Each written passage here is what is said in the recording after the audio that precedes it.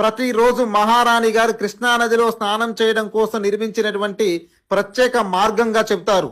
ఇక్కడ మహారాణి గారు చెలికత్తెలతో స్నానం చేసే సమయంలో కనుచూపు మేర కూడా ఎవరు కనిపించేవారు కాదట. ప్రత్యేకించి మహారాణి స్నానం చేయడం కోసం నిర్మించినటువంటి ఈ దారి మనకి ఇక్కడ కనిపిస్తూ ఉంది.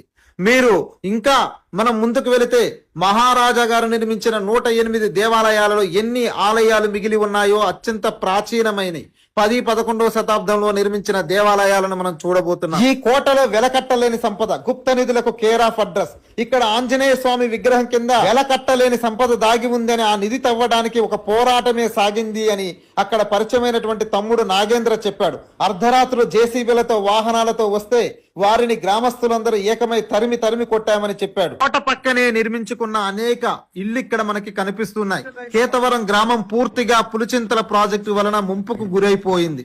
చాలా మంది ఇక్కడ నుండి వెళ్లిపోగా కొంతమంది నవనారసింహస్వామి క్షేత్రం అంటే కేతవరం వజ్రగిరి లక్ష్మీ నారసింహస్వామి సన్నిధికి దగ్గరలో ఇక్కడ నుండి 1 కిలోమీటర్న్నర దూరంలో కొంతమంది ఇల్లు నిర్మించుకొని జీవనం సాగిస్తున్నారు.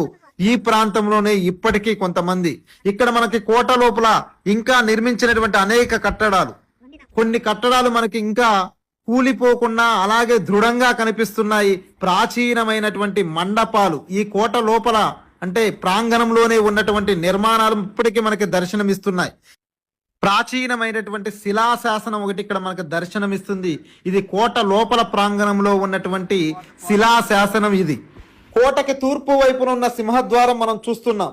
ఇక్కడే ఈ సింహద్వారం పక్కనే ఆంజనేయ స్వామి విగ్రహం ఉంటుంది. ఇప్పుడైతే స్వామివారి యొక్క విగ్రహం లేదు.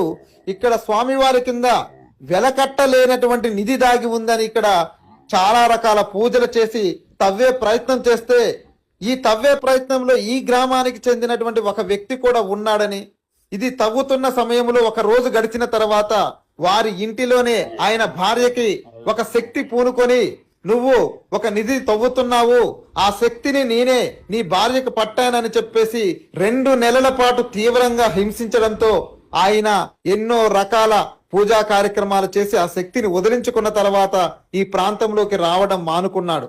కానీ చాలా మంది గుప్త నిధుల కేటుగాళ్ళు మాత్రం ఎన్నో రకాల మంత్ర తంత్రగాలను వెంట పెట్టుకుని పూజా కార్యక్రమాలు చేసి ఆ నిధిని దక్కించుకోవాలన్న ఉద్దేశంతో అర్ధరాత్రులు వస్తూ ఉంటే ఆ గ్రామస్తుల